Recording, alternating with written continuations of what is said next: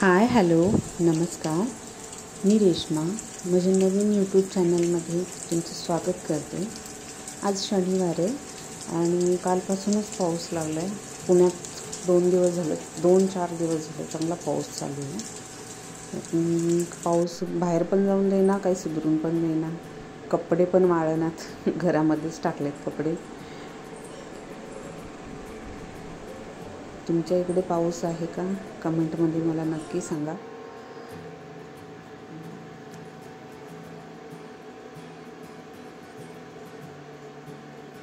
पूर्ण सगळीकडे पाणी पाणी झालं.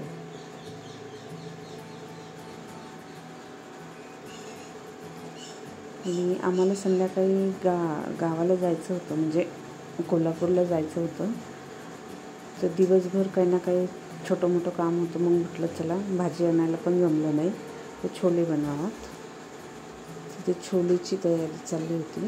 म्हटलं ग्रेव्ही वगैरे करत बसण्यापेक्षा मग सिंपल भाजी केली. कुकरमध्ये छोले टाकले भिजवलेले, त्याच्यातच कांदा, टोमॅटो आणि खडे मसाले सगळे, मीठ टाकून 5-6 शिट्ट्या दिल्या आणि नंतर त्याला चांगलं मॅश करून घेतलं. त्याच्यात मी चहापत्तीचं पाणी आणि लाल मिरची, धनिया पावडर, छोले पावडर टाकले. ते स्किप झालं माझ्याकडून. ते टाकून थोड्या वेळ शिजवलं आणि नंतर त्याच्यात कसुरी मेथी आणि आमचूर पावडर टाकली. मिक्स करून घेतलं चांगलं. ज्याला म्हणजे बिना तेलाचं खायचं आहे त्यांनी अशी पण भाजी खाऊ शकता, आणि ज्याला तेलच पाहिजे त्यांनी मग असे माझ्यासारखे फोडणी द्याल तरी चालते वरून. कारण आमच्यात पण जास्त तेल जमत नाही. मी वरतून थोडीशी त्याला फोडणी दिली. तर तेलामध्ये हळद, हिंग, जिरे आणि अद्रक हे चांगलं भाजून घेतलं. म्हणजे अद्रकचा कच्चा फ्लेवर थोडासा जाऊन गेला आणि नंतर ते छोल्यामध्ये ओतलं. म्हणजे त्याला तडका दिला वरतून आणि थोड्या वेळ ते तसंच झाकून ठेवलं.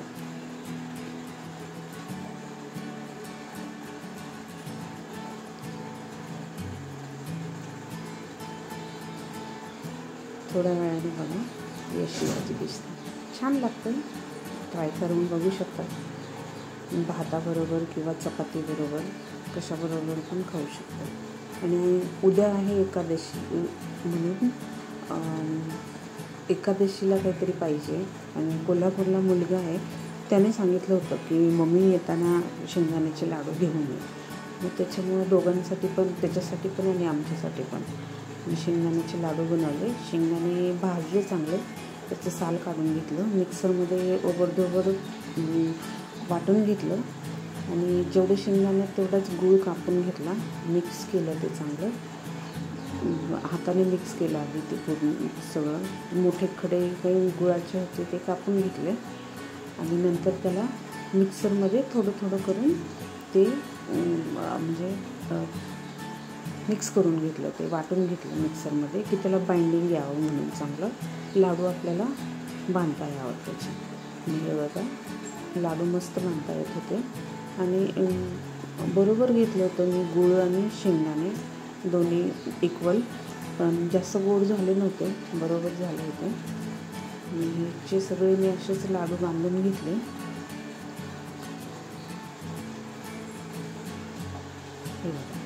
छान झाले होते लाडू.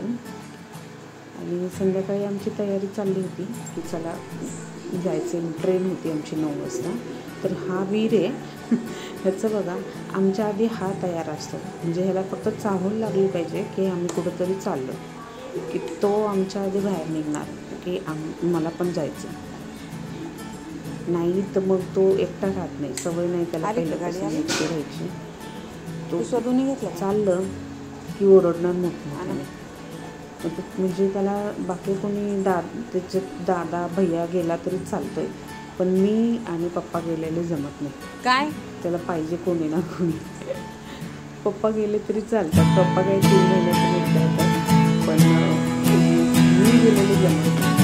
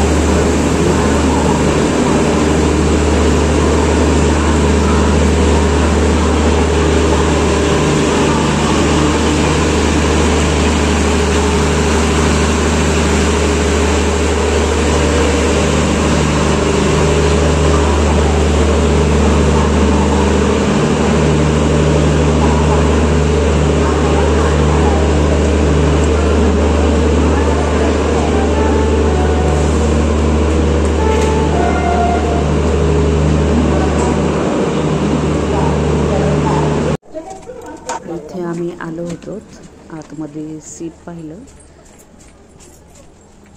आणि हे आमचं सीट, म्हणजे खालचे 2 बुक केले होते आणि हे त्यांनी आल्यानंतर 2 बेडशीट आणि 1 कंबळ वगैरे दिलं होतं. तर ते चाललं होतं आमच्या साहेबांचं ते टाकायचं त्याच्यावर.